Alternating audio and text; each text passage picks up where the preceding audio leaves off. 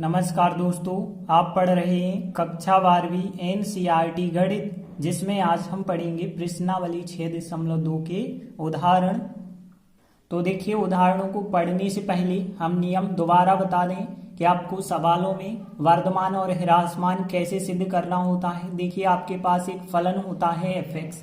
सबसे पहले तो आप इसका अवकलन करके f' ज्ञात करें, और f' यदि आपको ज्ञात हो जाए तो देखिए जो भी आपको अंतराल दिया जाए, ध्यान देना अंतराल जैसे यहाँ पे दिया गया है अंतराल रियल नंबर, किसी में अंतराल आपको ए बी भी दिया जाता है, तो जो भी अंतराल दिया जाता है उस अंतराल पर f' का मान चेक करें, और यदि इसका मान 0 से बड़ा होता है तो फलन वर्धमान कहलाता है, और यदि f' का मान छोटा हुआ 0 से तो फलन ह्रासमान कहलाता है।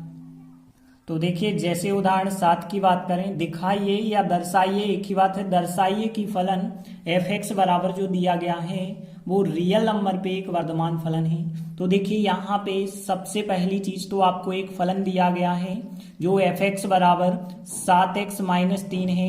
इसीलिए आप यदि x के सापेक्ष अवकलन करेंगे तो f(x) का अवकलन f' होगा, 7x का अवकलन 7 होगा, 3 का अवकलन 0 हो जाएगा। तो देखिए, सबसे पहले आपको अवकलन ज्ञात करना है, और अवकलन ज्ञात कर लिया तो अब आप अंतराल पे चेक करते हैं। देखिए, रियल नंबर पे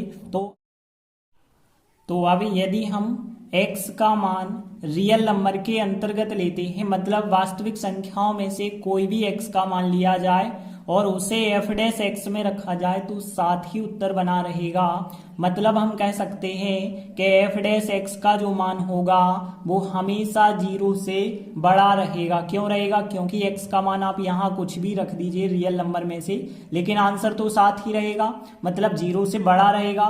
और 0 से बड़ा यदि हो जाता है तो हम कह सकते हैं कि अतः रियल नंबर पर दिया गया फलन f(x) जो है एक वर्धमान फलन है। तो देखिए, हमने लिखा आता है रियल नंबर पर दिया गया फलन f(x) क्या है? एक वर्धमान फलन है। तो इस प्रकार से उदाहरण 7 कंप्लीट हुआ। आगे देखते हैं, उदाहरण 8 है, दिखाइए कि मतलब दर्शाइए कि या सिद्ध कीजिए कि प्रदत्त फलन जो दिया गया फलन है x यदि रियल नंबर के अंतर्गत हो तो रियल नंबर पर एक वर्धमान फलन है। फिर इसी प्रकार का सवाल है। तो देखिए, सबसे पहले हमने लिखा दिया है f(x) बराबर एक हमें फलन दिया है, इसीलिए हम x के सापेक्ष अवकलन करेंगे तो f(x) का अवकलन f' आ जाएगा। x घन का यदि हम करेंगे तो 3x वर्ग आएगा, और 3x वर्ग का करेंगे तो 2x, मतलब 3 दूनी 6x बन जाएगा, और 4x का करेंगे तो 4 बन जाएगा। अब ध्यान देना, यहाँ पे 3x वर्ग माइनस 6x है। यदि आप 4 को 3 + 1 करके लिख देते हैं तो यहाँ से इन तीन संख्याओं से 3 कॉमन आ जाएगा। x वर्ग माइनस यहाँ पे बचा होगा, 3 कॉमन ले रहे हैं तो 3 दूनी 6, मतलब 2x बचे होंगे, प्लस 3 से 3 कॉमन निकालेंगे तो 1 बचा होगा, और प्लस 1 को हमने पीछे ही लिखा। अब देखिए 3 यहाँ पे x वर्ग माइनस 2x प्लस 1 एक सर्वसमीका बन चुकी है जो कि x - 1 के होल स्क्वायर की है, प्लस 1 लिखा। तो देखिए f' का मान हमें इतना प्राप्त हो गया है। तो देखिए, अब हम यदि बात करें x बिलोंग करता है R से, मतलब रियल नंबर के अंतर्गत यदि x का मान लिया जाता है तो फिर ध्यान देना, यहाँ पे देखिए इस संख्या का वर्ग तो आपको पता है धनात्मक होगा, किसी भी संख्या का वर्ग धनात्मक होता है, और यहाँ पे इंटू 3 करेंगे तब भी धनात्मक होगा, और प्लस 1 करेंगे तब भी धनात्मक होगा। मतलब हम कह सकते हैं 3x - 1 का होल स्क्वायर प्लस 1 पूरी की पूरी संख्या धनात्मक होगी, या फिर हम कह सकते हैं 0 से बड़ी रहेगी।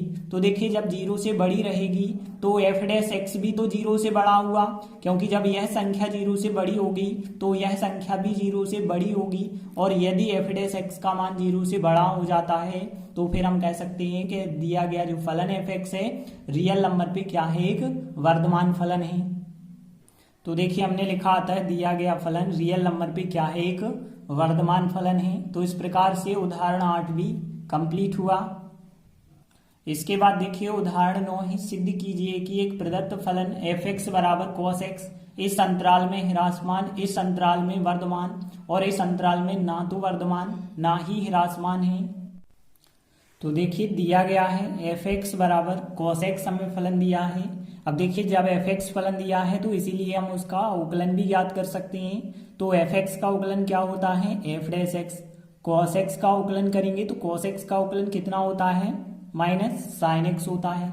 अब देखिए अवकलन तो हमने याद कर लिया। अब देखिए हमें सिद्ध क्या करना है, इस अंतराल में फलन ह्रासमान है, इस पे वर्धमान है, और इस अंतराल में ना तो वर्धमान है ना ही ह्रासमान है।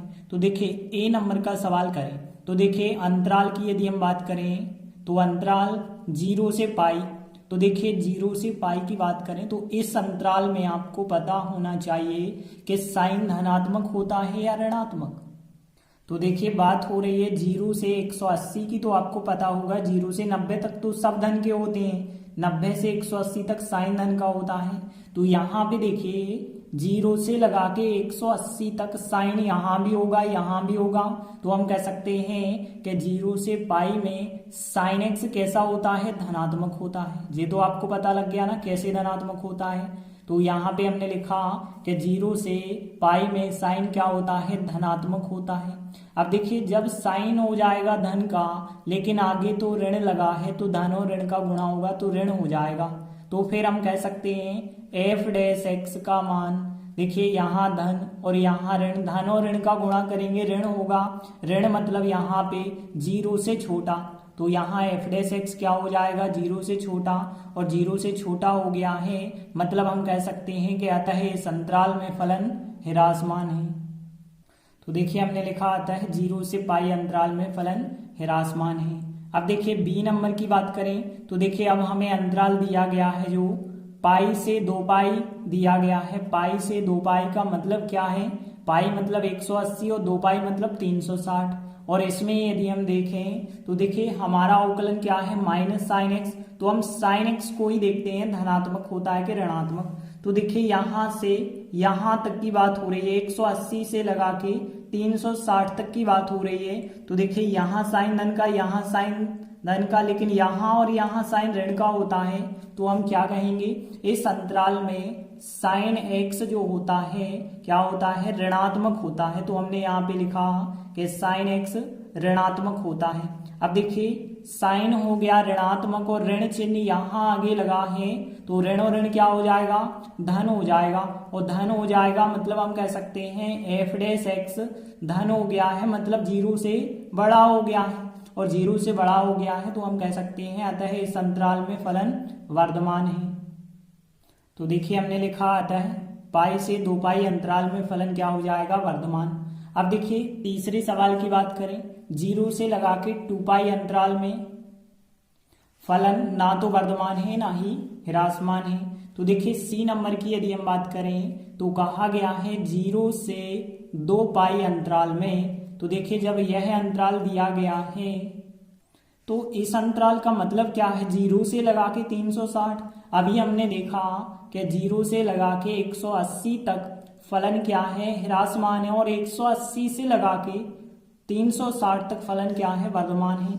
लेकिन अब आपसे कहा गया 0 से लगा के 360 तक आप बताइए।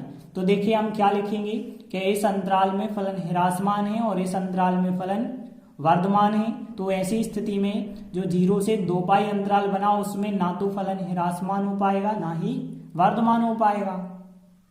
तो देखिए हम लिख देंगे इस अंतराल में फलन ना तो वर्धमान है ना ही ह्रासमान है, जो कि ऊपर जो हमने 2 सवाल किए हैं, ए नंबर का सवाल और बी नंबर का सवाल, इनमें स्पष्ट है।